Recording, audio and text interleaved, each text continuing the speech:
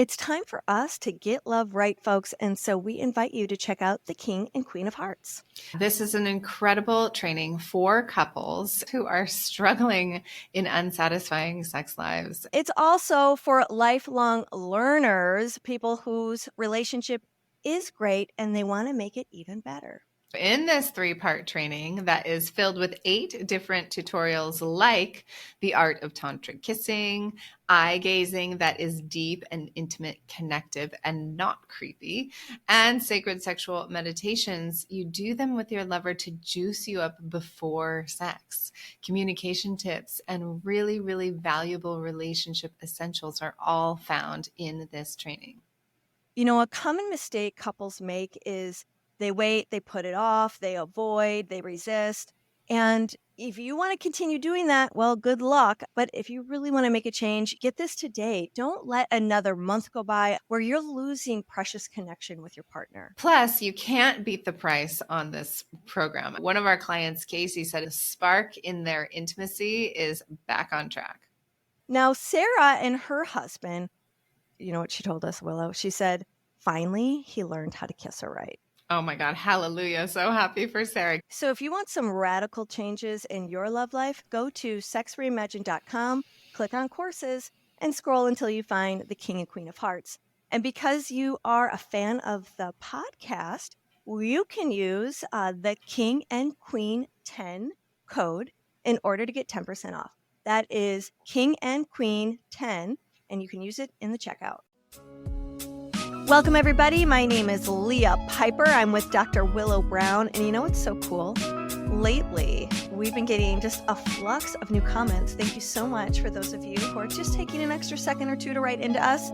And this one woman who was talking about the Charles Muir episode with Christy, she said that this conversation was so illuminating, that there was a way to take sacred spiritual concepts and bridge them into sex. It really gave her so much food for thought. So thank you, Margaret. We appreciate you writing into the show.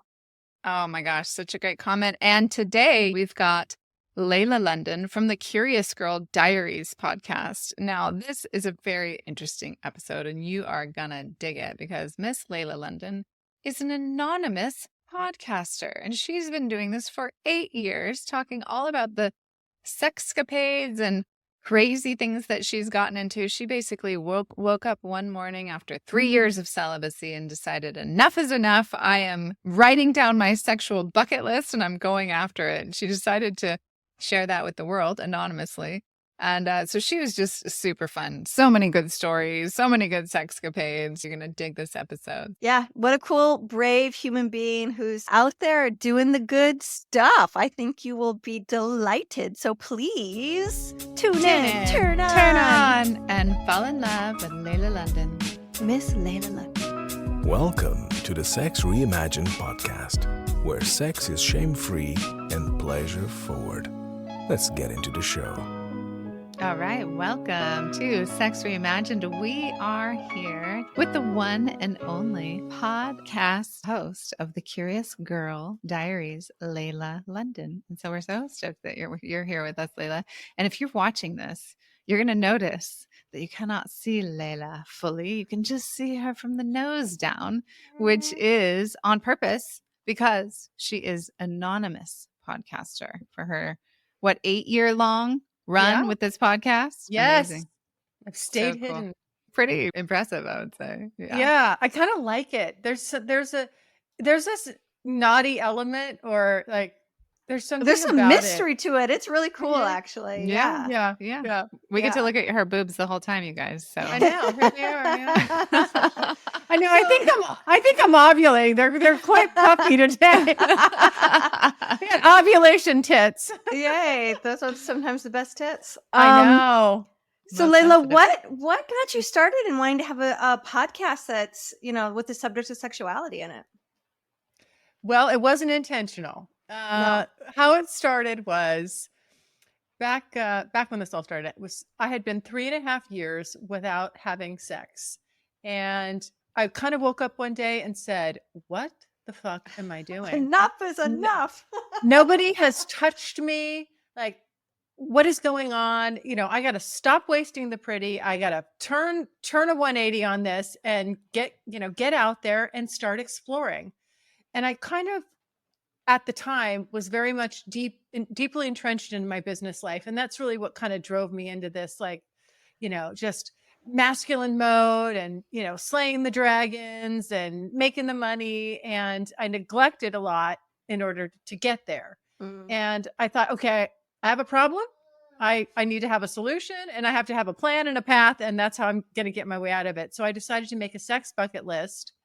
And I thought, if I'm going to do this, I'm going to give myself a year to go really wild.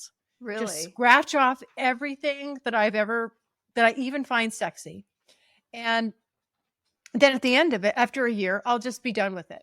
But the podcast was really, that's why it is called the Curious Girl Diaries. It really is a diary to myself. And I really wanted to document through all these experiences who I was becoming and how this was going to change me.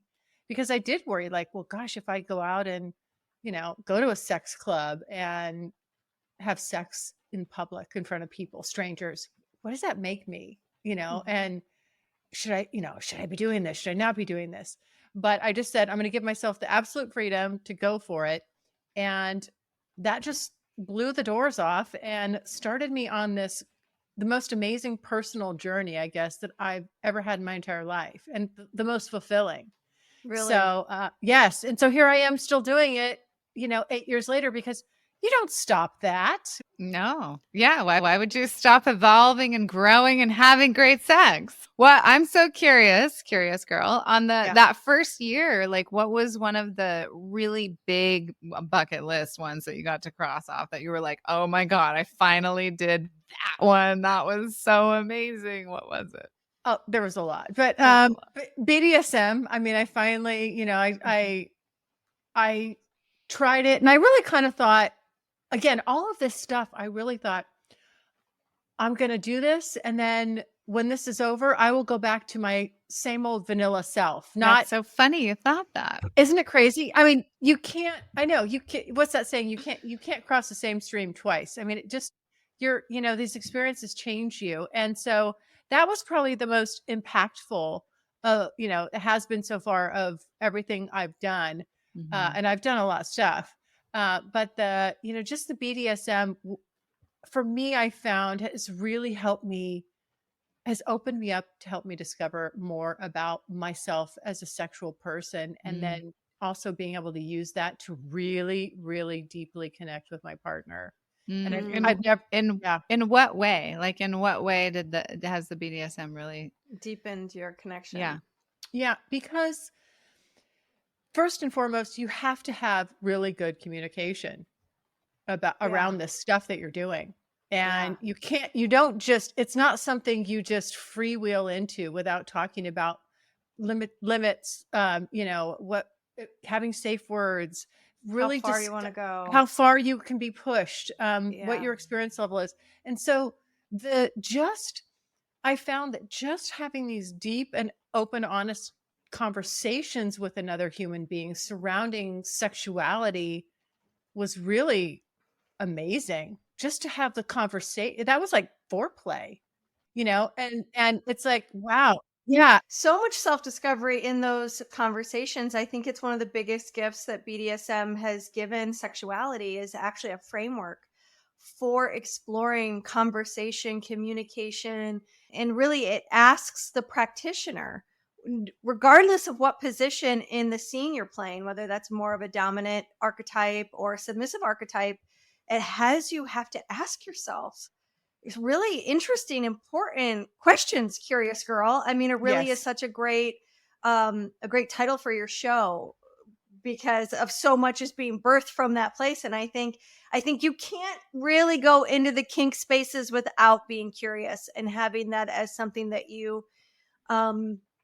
pursue, cultivate, develop within yourself. Yeah. Yeah. Yeah. And also, and having the right partner, I was lucky because I had somebody who really was able to lead me through all this. Okay. And he had a lot of experience and where I had none, and he knew because I'm very impatient, and so I was always like, well, I want, this, and push me and go fast, like we should be moving at a faster pace, but the thing is that never rattled him. It was always just like, it would kind of go in one ear and out the other. Yeah.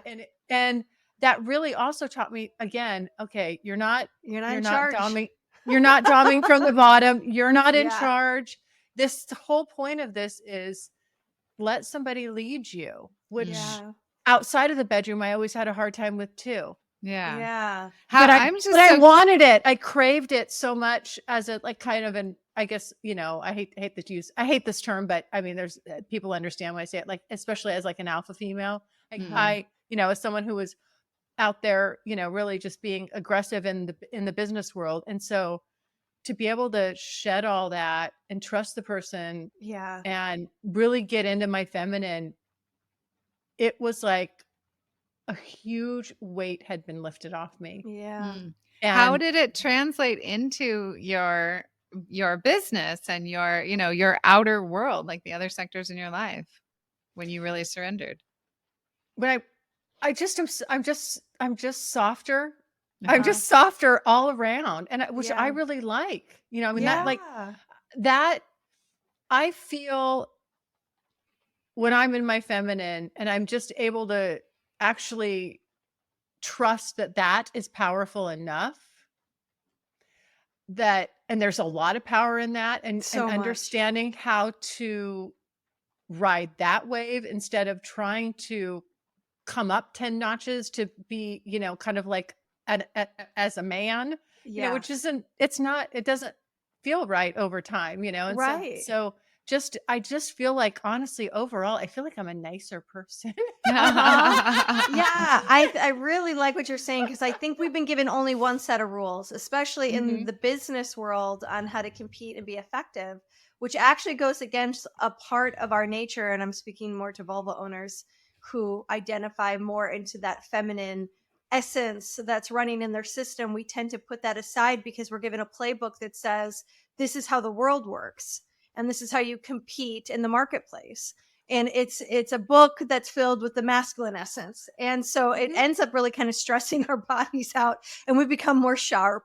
And we lose some of that softness. And I think when we return to that, when there's a reclamation of the feminine that so wants to dance out loud in our life, when we bring that to business, we're rewriting a whole nother playbook. And I think it's something that women are hungry to do. They just don't know how to do it yet. And so I love that through BDSM, some of that is translating right to these different sectors. I think it's almost like, how can it not?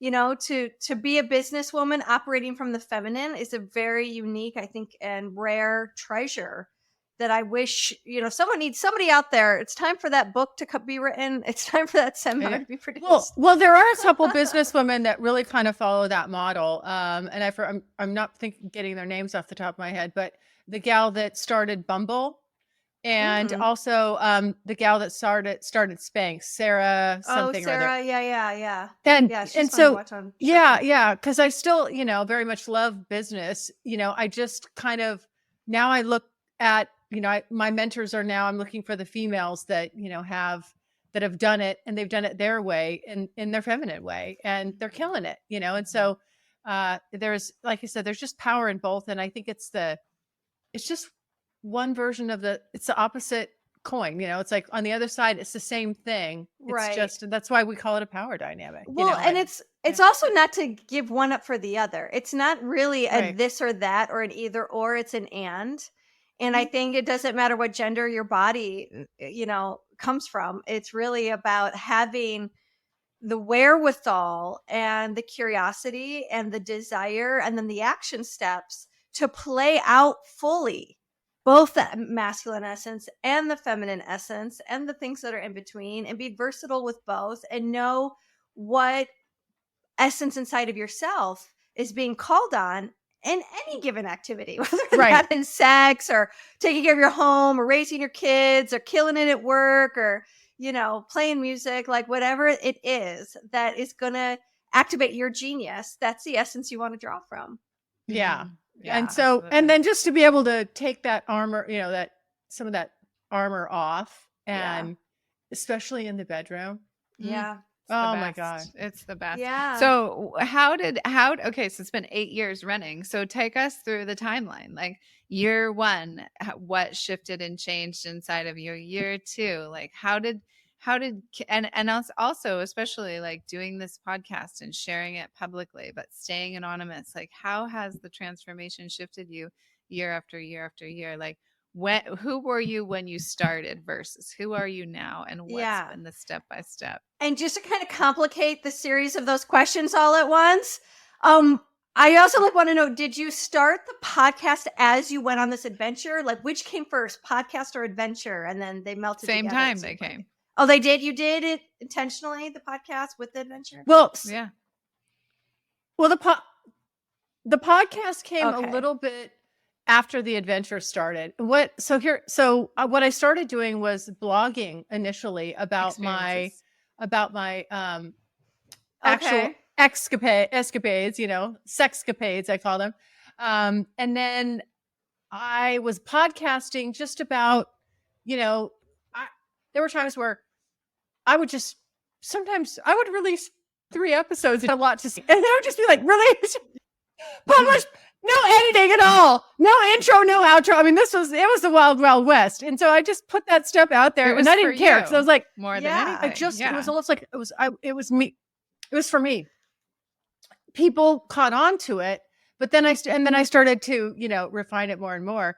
But, I mean, I just completely lost my train of thought right there. Well, that happens. That's honest. That is some radical honesty right there. We just talked about radical honesty on Layla's podcast. Yeah. So the question again was like, who were you when you started versus who are you now, and what changed each year? I mean, you don't have to give us an actual play-by-play of each year, but give us the synopsis. Mm-hmm. Well, I think when I started, I was somebody who really just kind of thought that I didn't feel things as deeply as other people, because I kept drawing to me with my masculine energy the wrong kind of guy.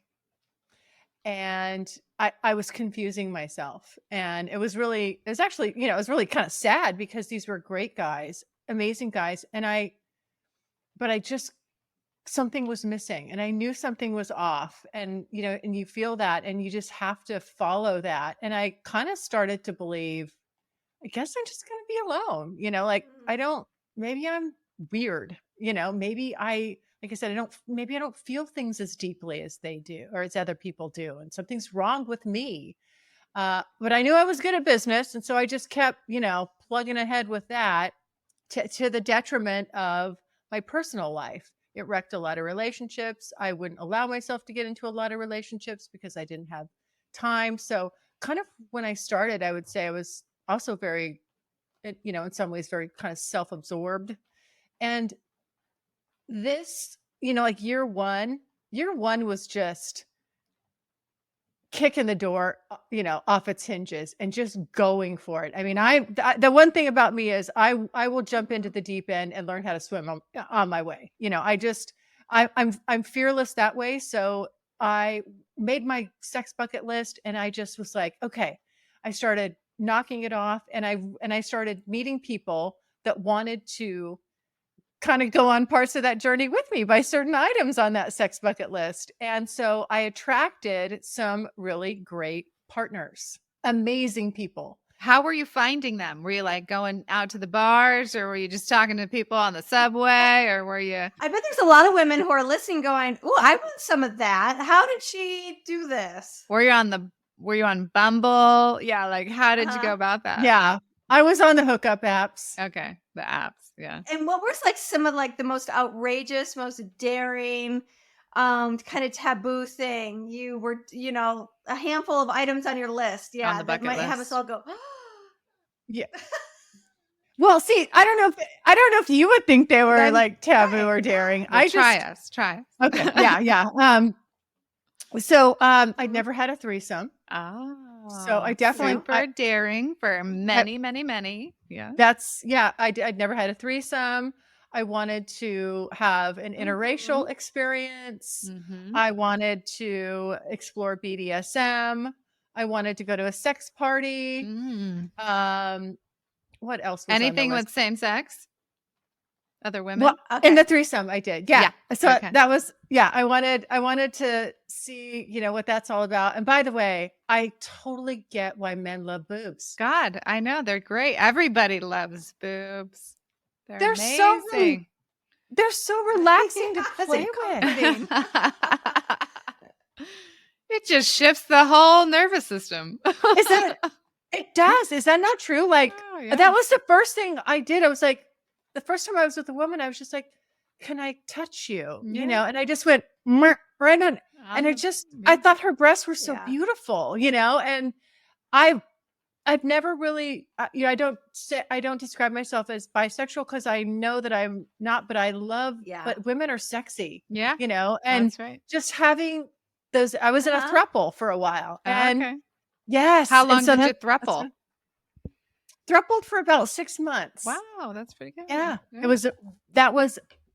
And I love them. I mean, amazing people, great experience. The only bummer is that they really wanted it to be a monogamous throuple. Okay. And I just am like, You still wanted to play. Yeah. Are they still together?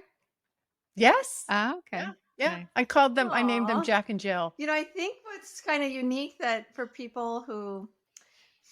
vulva owners who have never been with another vulva owner, what a unique thing that happens. I wonder if this was true for you. It sounds like it was, Layla, where it's like you really realize like, oh, that's why everyone's after it. It's like, oh, like I didn't know that I was that beautiful too. Like there's something about touching another yoni. You're like, oh, this is so lovely. No wonder everyone wants it. Yeah. Like it starts to make sense at a level that I- it never made sense until you get a chance It does. to touch. You have the privilege to touch another body that is the same gender, and all the things start to click into place. Let's take a quick break.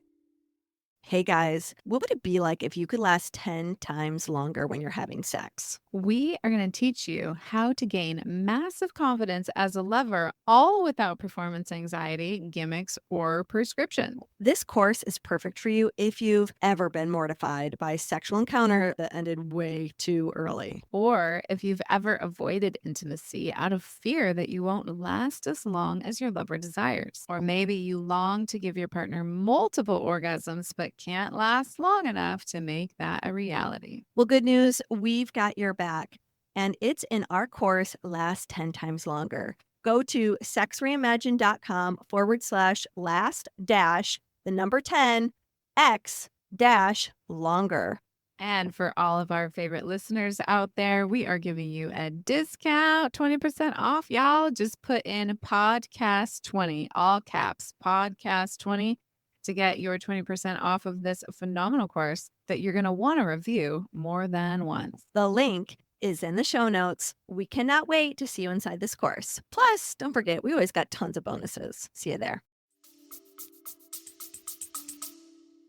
Yes. Or just even, I mean, this sounds kind of strange, but what I loved so much about them was, she loved watching him with another woman. And it was when there's 3 people there, to experience that 3 people energy in a sexual act is so different than just 2 people. Oh, and so much more dynamic. it is so much. It's so interesting. And it's a lot with another person. Just wait till you add in a third or a fourth or a fifth. It's like you're going to blow the roof off. Exactly. And just like watching, I loved watching them together, but she loved watching us together, and how he was with me, and it just kind of filled a lot of buckets, and it was very, and then there were parts that were super spicy. Like she liked me to kind of dominate her. Okay. Right. Yeah. And so, hey, I like stepped it. into your dom. Your inner dom got to play. I do. I have one, and it's very fun, and but like I loved like growling in her ear, as he's behind me Yeah. having sex with me, and telling her how good it feels. And do you like watching this? And, well, I've got her tied to a chair, and she can't do anything. I Oh just my love God. it. Yum, yum, yum. Love it. Yeah. How Very sweet. fun. Yeah. What did you have an experience that you Yes. felt like you were in over your head? Not over my head, but I only can think of one time where I was in a situation where I was just like, well, actually, there's 2 times. No, there's 2. Yes, there's 2 times. I did an episode. This was in year 1. This was a huge wake up call, where I had met someone, and I had a pretty good process for qualifying people before I would even go and meet them for coffee or whatever to, see if we have chemistry and if we want to, have it start explaining some dates after that. Yeah. So, but one time I bypassed that initial meetup, and I went and met this guy in a hotel room. And I even as I tell this, I'm like, God, this just sounds so off, like stupid. Like, why would you even do that? So I went and met him in the hotel room, and he opens the door, pulls me in really fast. The door closes. I'm looking at him. It's him, but he's looks a lot different than his pictures. Mm. And and I was like, and then he's on me and he starts kissing me, and I don't even have a minute to. You have never met him before. Just talking online. Yeah. Just talking on the phone. Yeah. Talking on the phone. Yeah. We met online, and then we chatted on the phone several times. And chatting, texting, or talking? Talking. Okay. I always have to hear their voice. No, that's it. I have to hear their voice. Okay. Before I'll go and meet them for coffee even. Yeah. I want to. Good prerequisite. Yeah. Yes. Yeah. So, yeah. Qualifying leads. I know. I mean, that's what they're in my funnel. That's what I was saying. They're in my funnel. Yeah. Exactly. I'm just throwing guys in the funnel. I mean, I'm not kidding. I was like, boom, boom, boom. So so that was just, too aggressive, too fast in that first meeting point. Is that how that felt? Too much, too fast. Yeah. Yeah. And I had that moment where I was like, I wanted to say something and I didn't. Mm. And so after that experience, I was like, you know what? I will never do that again. I podcasted about it so that it would be like, put that out there to be a kind of warning or for other people, just like, hey, due diligence, be safe, and don't don't do what I just did, which I'm now regretting. So there was that time. And then when was another time where it was when I was supposed to have a male, female, male threesome. And it was a guy that I had been seeing, and he's like, hey, my friends, here, I think we can make your fantasy, your scratch that off your bucket list. I'm like, great. That'll be so much fun. And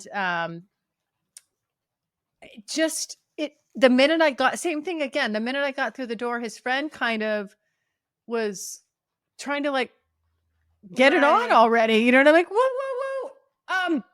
Would you like to know what my name is? Right. Like, cool. What's your name? It was weird. So, I just had to, I bowed out of that one, and I still to this day, unfortunately, as long as I've been doing this, I still have not had a male, female, male threesome, which I really want. And it never happened. No, that one didn't go. And I haven't done it since. You think that would be easy to pull off? You really would. That's a big fantasy of mine too. And I have had it even recently. I had it, however, not to the degree that I have fantasized about. Yeah. Yes. Well, so it has been so hard for me to put that together. I do not know why. Because every time I have a guy and they're like, yeah, I'm up for that. Then, then they change their minds, and yeah, I mean, it is a rare man who will be with another man. Like, yeah, yes, even if it's all about the woman, like it's an unusual man who is in his comfortable with that at all. I don't want to say like in his masculine enough to be comfortable with that, because that's not necessarily true. But yeah, well, depending on what the sexual acts are, is really, I think, is. If there's something where their dicks might rub they don't up want against dick each rubbing, other, then you're gonna have fewer guys up for the for the game. But it is really cool when there are guys who are relaxed about that and don't feel threatened about their sexuality because, especially if you want to explore double penetration, you know? Because I want DP. Yes. In fact, it's one of the probably best kept secrets out there. How many women do fantasize about double penetration? And it's something that we don't talk about very often. In fact, this is probably the first time it's been brought up on our show. But it's something that I read a lot of erotica, and some of my favorite scenes and some of my favorite books are all about the 2-on-1, the 3-on-1, and it's always 2 to 3 guys on one girl. And if erotica doesn't have anal sex, I'm very disappointed. Like, I'm like, excuse me, you left something out. Throw that book put out. it back in there. And even though sometimes, like, I think for me, part of the reason why I'm very much am plugged into that is because of how much fear I've had about actual anal sex with my body. And also the times that I've been relaxed enough to enjoy it. They've been my biggest sexual experiences, like the most profound cosmic pleasure when I can relax enough to go that deep. And when you are that full with double penetration, even if it's just with a dildo and a partner, it is a physical experience that you have to try to prepare yourself for. It's a journey, you know? And so when I think about women in porn, right, who are like getting gangbanged and stuff, I'm like, there's a part of me like, man, that sister is really going for it. Like, that's a lot to take. Someone should be, and sometimes they're being so mean. It is a lot to take on her face and doing terrible things. Right now, no, there should be none of this humiliation on the gangbangs. I mean, she should be surrounded by flower petals and champagne and this whole romantic idea of how they should change the gangbangs in porn. But I digress. That was a little bit of a tangent on how I feel about these things. But okay, so you've yet to experience that. You're in a relationship now, is that correct? In something. I'm in a couple. I'm ethically non-monogamous. Yeah. So maybe there's a possibility in what you're in now.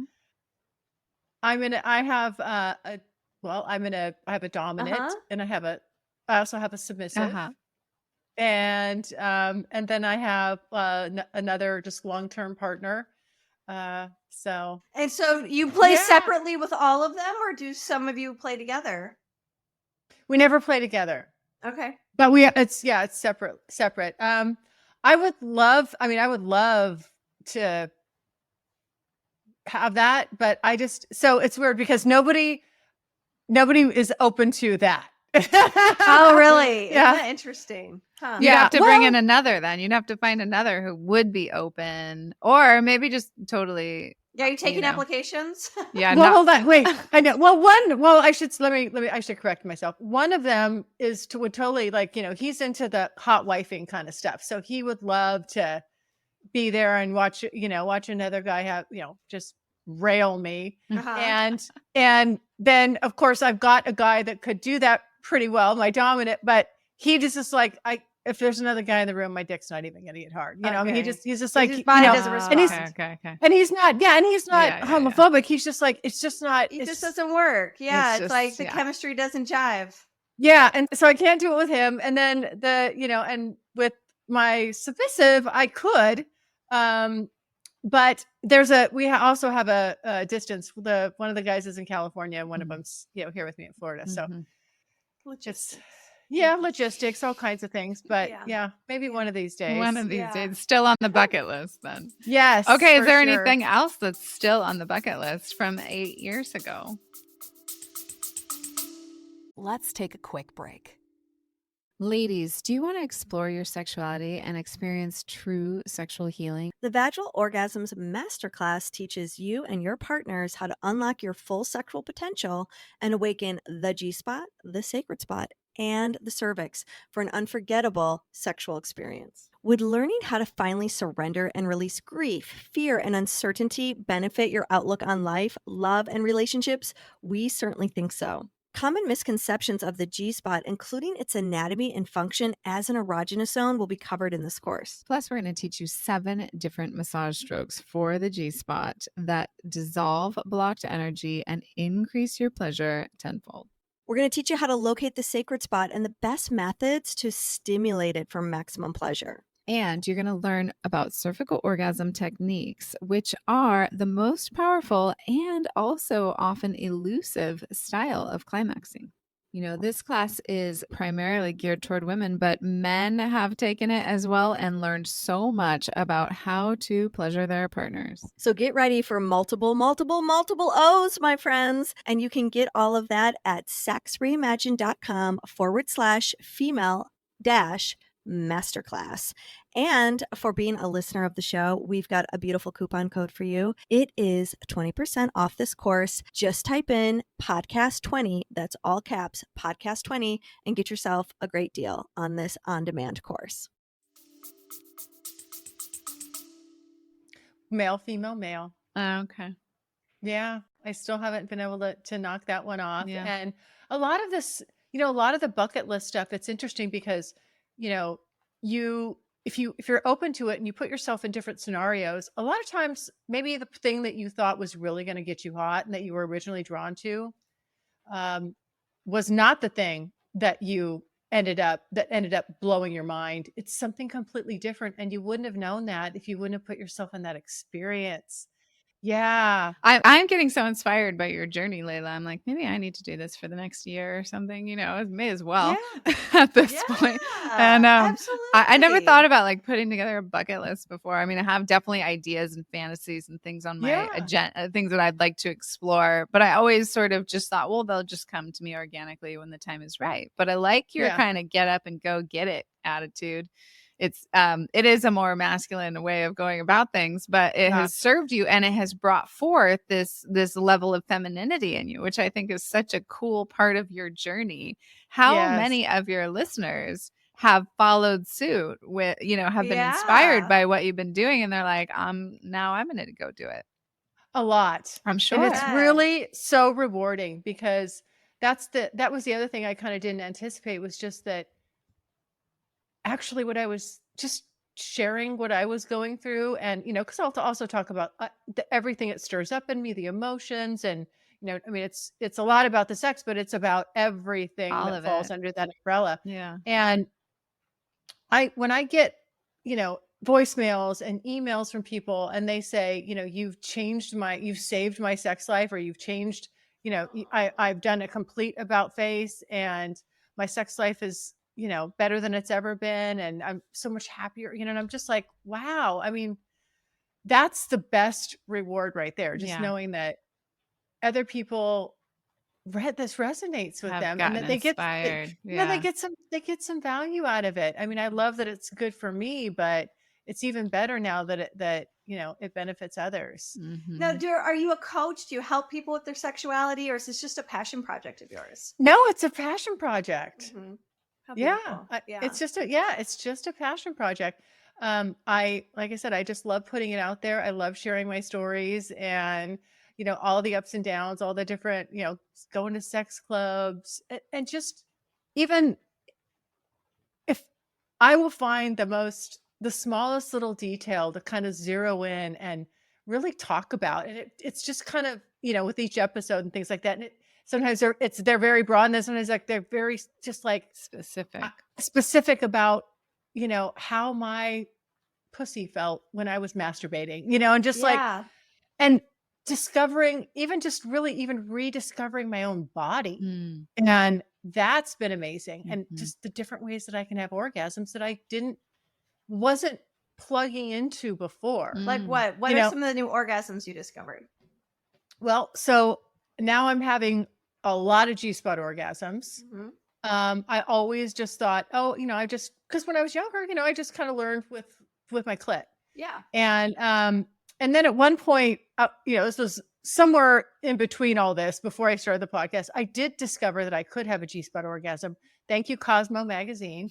That's where you learned 𝐃𝐨𝐬. Well, that's great. Yes. Swear to God. No, I read the article and I took a dildo and I'm like, I'm not coming out of this room until I figure this out. Got this one dialed in. And it took a while. Oh yeah. Finally. Yeah. Did you experience painfulness or numbness at first? No, I mean, I'm just blindly feeling around in there, How's that? Where's that? and And then I found something. I'm like, oh, hey, wait a minute. I think that kind of feels good. I put more pressure there, and I'm like, oh, that feels really kind of good. Okay. And so I had to stop thinking about like that it was about the endpoint, the orgasm, so I could really just relax into it. Relax. I had to Yeah. really Right. relax Yes, into it. And then once I did, then I had when I was opened. like, oh, Oh, whoa, okay. Nice, Hello. nice. Yeah, Yes. that was fun. Do you remember the first time you female ejaculated? I'm Rita. Yes. Tell us Yeah. that story. That was my first time with my dominant, who I call, his name is, I call him Cowboy N. Everybody gets a nickname. Okay. A lot of my partners have been on the show, done episodes with me. Nice. It's very fun. So that was one of the things that was on my bucket list. Year one, I was just like, I really want to learn how to squirt, and I want someone. He's like, oh yeah, I can do that. And I remember going, You're Thank so you, Mr. confident. I was just like, oh, come on. I thought, really? You think you know my body better than me? Right. But that's what I was thinking in my head, right? But so he did it the first time we were together, the very first time. And I was just like, Oh my God. and there was not a dry spot on the bed, actually. And I literally, when it was all said and done, I mean, this guy, I'm not kidding. The first time we were together, rocked my world. Like, he's an excellent lover. He just rocked my world. And I was so kind of shaken that, he's like, oh, you can stay the night. And I was like, no. I mean, my legs were still shaking as I was trying to pull my pants up and get out of there. Cause I was like, I needed to process. this. Yeah. I needed, no joke. I had to think about what happened, and like the whole drive home, it was like, I had my hands on the steering wheel. It was like 10 and 2, and I'm just like, what just happened? Universe What just was that? changed. Yeah. My life has just changed. Oh, And, that's great. and so, That's a great story. That's I love that. I love that. What about your your connection to higher consciousness and spirituality? How did that shift and change? Yes, and you've been affected in that way. Yeah. Well, I would say one of the biggest shifts for me was my just true fascination, love, and curiosity since I'm attracted to men, men. I really wanted to learn about them and understand more about how I guess their feminine side, how sexuality affects them. And I'm embarrassed to say this, but it was kind of a shock to me to realize, oh, men need this too. They need that connection just as much as we do. It's It's a human need. It's just it's like a we need human- shelter. We need to nourish ourselves with food. We need to drink water, and we need sex. We need it. sex. Well, I have to say, I feel like my first tantra weekend renewed my faith in the opposite sex, because I had a belief system that was not a great belief system in terms of who I thought men were. And I was so glad to have that be rattled, because I got to see also that men wanted to get love right just as much as I did, that they wanted intimacy and connection and great sex and to be loved and to be seen for who they really are, not whatever this idea of what I was told, men do. And so I was actually going to ask you, like, what beliefs changed for you on this journey? Let's take a quick break. Hey guys, what would it be like if you could last 10 times longer when you're having sex? We are going to teach you how to gain massive confidence as a lover, all without performance anxiety, gimmicks, or prescription. This course is perfect for you if you've ever been mortified by a sexual encounter that ended way too early. Or if you've ever avoided intimacy out of fear that you won't last as long as your lover desires. Or maybe you long to give your partner multiple orgasms but can't last long enough to make that a reality. Well, good news, we've got your back, and it's in our course, Last 10 Times Longer. Go to sexreimagined.com/last-10x-longer. And for all of our favorite listeners out there, we are giving you a discount, 20% off, y'all. Just put in podcast 20, all caps, podcast 20, to get your 20% off of this phenomenal course that you're going to want to review more than once. We cannot wait to see you inside this course. Plus, don't forget, we always got tons of bonuses. See you there. Mostly about, about how important sex is. That it's not something I'm just going to experiment with and then put away. Yeah. That, this is a vital part of who I am. Yeah. And I need to continue to keep exploring it. And there is no shortage of fun things to do. When you start, one door will open 10 more. When you start exploring, like with a bucket list, like I did, like one thing leads to 10 more things, guaranteed every time. And you'll have new things you want to explore, or just a certain element or aspect about it. It's like, ooh, that was really good. I need more of that, or I need to go, revisit that. Just my, my spontaneity, my affection.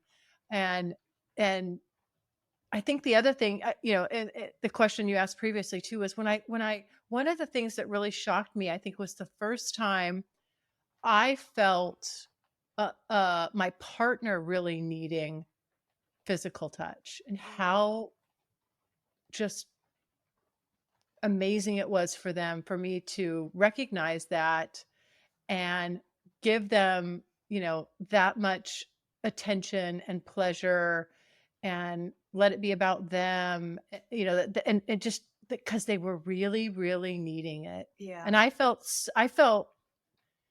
just honestly felt blessed to be the one to be able to do it. Yeah. And it was kind of like, and you're really there with them, and it's pretty, and it bonds. I mean, it's just amazing. It's like, it touches you. Wow. It touches them. It does. It's very deep. So beautiful. Yeah. What? Any tears in any of your experience? Yeah. Yeah, I was gonna say, what kind of heartbreak on the way? What kind of, or just like, or being so touched that you were moved so deep that you couldn't help but sob. Like, if you had any of those kind of emotional cathartic releases? Not actually during sex, but there's definitely been this amazing journey between Cowboy and I, and we've been together, and then, we've parted ways for a little bit, but we can never put it down. And so there's it's funny because throughout this time span, there's been this love story between the two of us that's been ongoing, sprinkled throughout. And just, like I said, just really for me, for the first time, actually bonding that closely to another human being. It's so, I don't even know if I have words for it. It's just kind of like, it just. Phenomenal. Yes. Rich. And it feels like I've discovered what life is about. Yeah. That's good. That's a good way to put it. Yeah. It really does.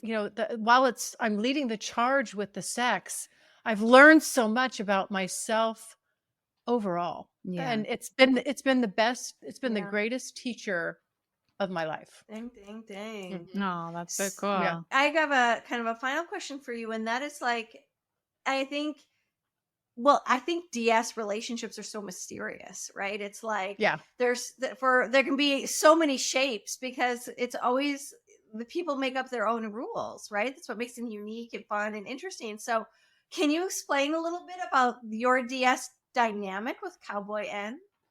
Yeah. So, I'm a collared sub. Okay. And so one of the rules. Did you say collared? What? A collared submissive. Collared. Okay. Yeah. Gotcha. Yeah. Do you want to explain what that is? Yeah. Explain what that is. In a very, very generic way, it's kind of like being married in a way. It's like you two are bonded to each other. And it'll mean different things to different people. But to us, it's that, I don't play with other dominants. And he doesn't play with other submissives. Okay. I belong to him and he belongs to me in that capacity. We both have other partners, but nobody dom you. No one doms you but him. That's his lane, and I have my lane. And so we don't, so we don't violate that. Yeah, which is very nice. I like it that way. And so what else, for people who don't know what a DS relationship is, or like all the variety, like what other things that really make your relationship with Cowboy and a DS relationship? Like, how is it unique from like regular relationships in terms of how you play out the dominant and the submissive roles? Yeah. Well, mostly, so the bedroom stuff was probably, kind of obvious, right? So, he leads and I follow. Okay. I mean, I'm always right there trying to suggest, like tonight I'd really like this, but it's his thing. The thing about having a really good dominant is they're tuned into what you need, not necessarily what you want. And I love that because I like the discipline. I like the rules. I like knowing that I can't ride roughshod on you. This guy's going to check me. That to me is hot. And so outside of the bedroom, it also lets me, trust that someone has my back, has my best interest at heart. And so when he'll say like, hey, this is not a neighborhood you need to go running through, and and sometimes I'm like, what? Men are different about reading danger than we are. They really, really are. And the more that I've trusted in him and allowed him and taken, just allowed him to tell me, don't do this or don't do that. And it's not because he's trying to be bossy. It's because there's a good reason. This is no joke, ladies, every single time that he's said, don't do it. Or if we're someplace and he's like, we need to go. And I'm always like, what? Where do you mean we're going to go? Wait, what's going on? Every single time something happened, something dangerous. I'm talking like a shooting or a big fight yes. Wow. Damn, a shooting? Shootings twice. Dang. Crazy. Wow. That's wild. He's got some serious intuition. Go Cowboy in. He's a Marine. Yeah, he's a Marine. But also guys have, naturally they do have a, they're looking, he's looking out for me. Okay. He's always looking out for me, which even when and in the beginning I was a little bit like, what? I don't need anybody to blah, blah, blah. And now I'm like, oh, thank God he's looking out for me. Right. It's nice. It's so nice to be held by the masculine when you can really trust them. Yes. And so this trusting relationship that you've developed over the years, like what have been some of the hurdles in really dropping into being able to surrender and trust? Probably some of the process to get to that is, for me, has been probably some of the most, as we talked about when we recorded my podcast, sometimes that friction, and then which sometimes can lead to, arguments, right? Yeah. And I can just unload, but you do that enough, and then that they're still there and you're working through it. And then you're doing good. You're good. Then you do that, then you, something triggers me, and then boom, I do it again. I do something and explode. And then he's still there. Like he'll stay there with me and go at it toe to toe, not in, not in a disrespectful way, and then he's still there after the fact, and it's like my trust for him, and then all that anxiety starts coming down and the trust starts coming up, and it's so much better where I just know, like, he does this, this, and this, and I do this, this, and this. And we really have kind of gotten established into our roles, and it's so nice. But I think that's one of the really valuable things about subdom relationships is you know where you stand. I was traveling in Peru once for many months, and I was like, wow, we're just really noticing the culture. Like the men do this and the women do that. And that's how it is. And there's just like, and then, just coming from California, none of that is happening. No. And so it creates can create a lot of confusion between two, heterosexual, cisgendered people. Yeah. Well, I do think that's why, like, playing with some archetypical roles like this allows you to explore this on a really deep level, and also like on Yeah. a conscious level. It's like, okay, well, here's the expectation of a submissive, here's the expectation of a dom, and then here's the range which two individuals like to play with those archetypes and those levels, right? It's like some submissives can go, it can be very light to like slave orientation, Yeah. where you are in total service and there are consequences to misbehaving, and so there's lots of games. And some people love that. Yeah. So there's a wide Tons of range of, when people think of BDSM, they think it's kind of a narrow thing. It's very broad. Amazing. Yeah. Huge. Yeah. It's so cool like that. Yeah. Yeah. Well, thank you so much, Layla London. Thank Keep you for inspiring having all of me. us on this adventure of yours. Yeah. So much fun. So great to have you on the show. Yes. Love it. Yeah. Yes. Well, I'm happy to inspire everybody. They can just go to they can find my show. Well, they can go to the website, but they can also, which is thecuriousgirldiaries.com, but you can find my podcast anywhere you listen to podcasts. So just look for the Curious Girl Diaries. Nice. Thank you so much. Thank you. All right, y'all. Thank you so much for tuning in, but don't go away. Next up is Dr. Willow and Leah, and it's time to dish it out. So stay tuned. Now, our favorite part, the dish. Well, I thought that was a super fun episode. I mean, I was inspired. It was different. I love what she's doing. I think, what a great idea. I mean, and to remain anonymous all along. So sexy and mysterious. Yes. Yeah, I think what an interesting story. Wow, there's a part of me that's a little speechless. It's like it takes a lot of guts to not only go, you know what? I've been celibate for 3 years. I'm ready to get my fix. And this is going to be so interesting. I'm going to do things I never thought I would do before. And oh, by the way, I'm going to do a podcast during COVID. Yeah, I'm going to let everyone know about celebrate it. Yeah. And especially as just as a passion project, not as a coach or as a therapist or as this isn't her work in the world at Marketing all. strategy. Just as a passion project. I mean, gotta admire her for that. We know how much goes into these podcasts. So you especially, Leah. Yeah. And this is so, true. it's just amazing that she's gone on for 8 years. It's a testament to the podcast itself. So if you haven't checked her podcast out yet, please do. What is it? Yeah, The Curious Girl Diaries. Yeah. I mean, I think in a lot of ways, there's a lot less pressure when you're not using the platform for any other reason than just to be curious, right? Yeah, it's like just for fun. You're not worrying about SEO and how many people are seeing your content and is the content driving you and your listeners in a certain direction? There's and then you're anonymous, so you're not worried about having a video representation. It's a lot easier in a lot of ways. Yeah, and hopefully a lot of our listeners will tune into this one. Yeah, I'm sure they will.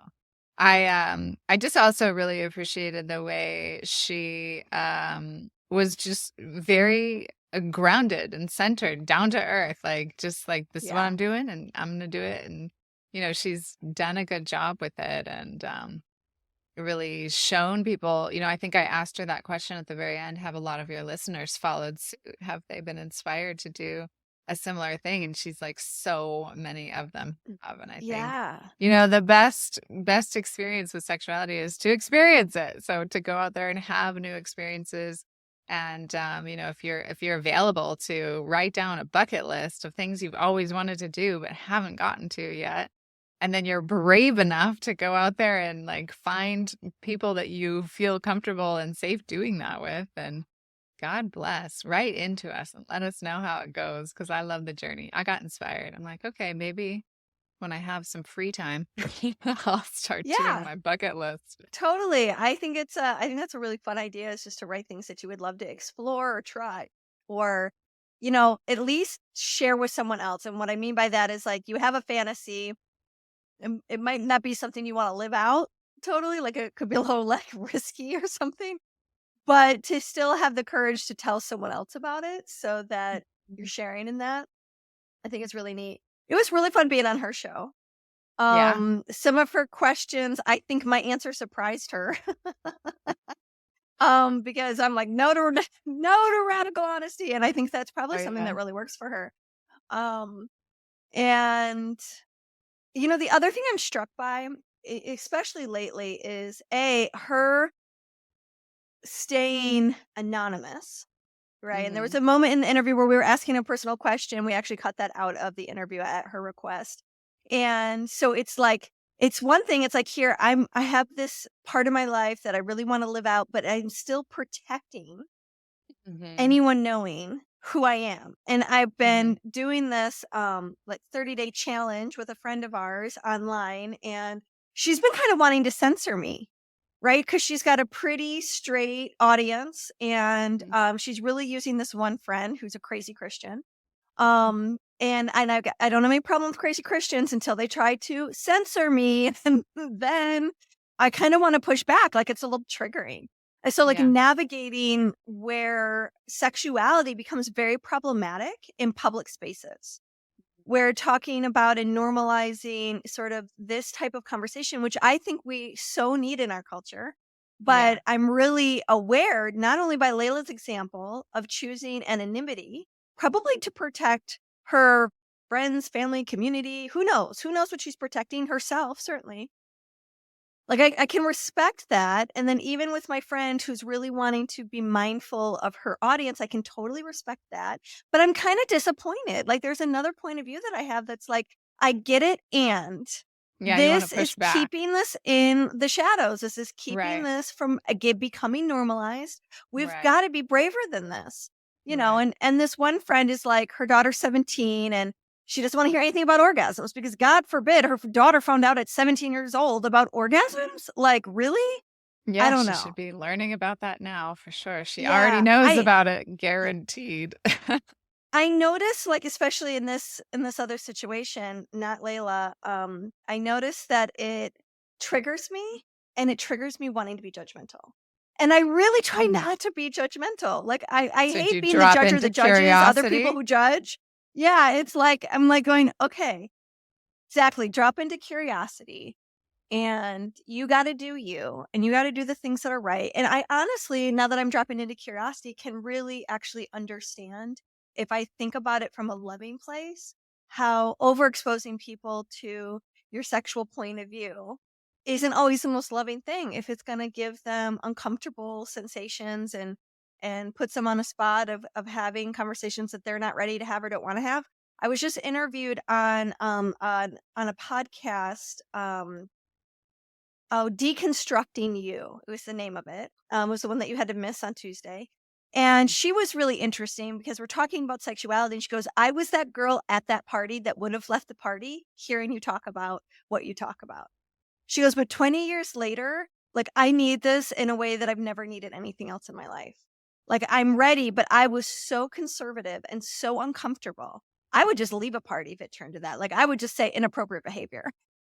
Right. And I was like, wow, that's a really interesting perspective. Yeah, that's why you have to read who you're with, read their audience, and read their energy, and what's going on in their body. Do you see them pulling back, like leaning away? Do you see them recoiling? Do you see them like shifting their eyes around and getting uncomfortable in their skin when you start talking about it? Then probably time to pull it back a little bit. But if it's like, wow, if they're leaning in, their eyes are open, they're engaged, then they need that. They want that conversation. So I think that like, you're ready when you're ready. And that's all there is to it. And it's really okay that this is such a private part of people's lives, and that should really be respected. So thanks. I needed to talk that out.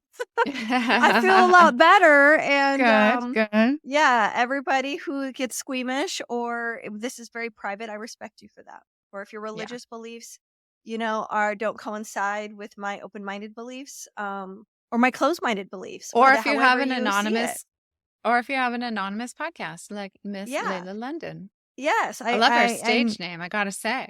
Layla London, absolutely. And I really she seems like a really fun, cool person. Like, if I lived in Florida, I would seek out to hang out with her. We would hang out with her. To it. Yeah. All right, y'all. All right, well, please let us know. Like, what do you think about this anonymity? Is that something that you would choose over being public? Inquiring minds want to know. So please write in. Love, love, love.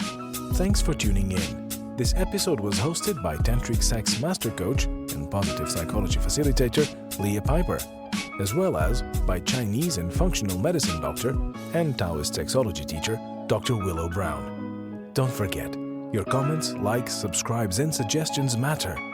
Let's realize this new world together.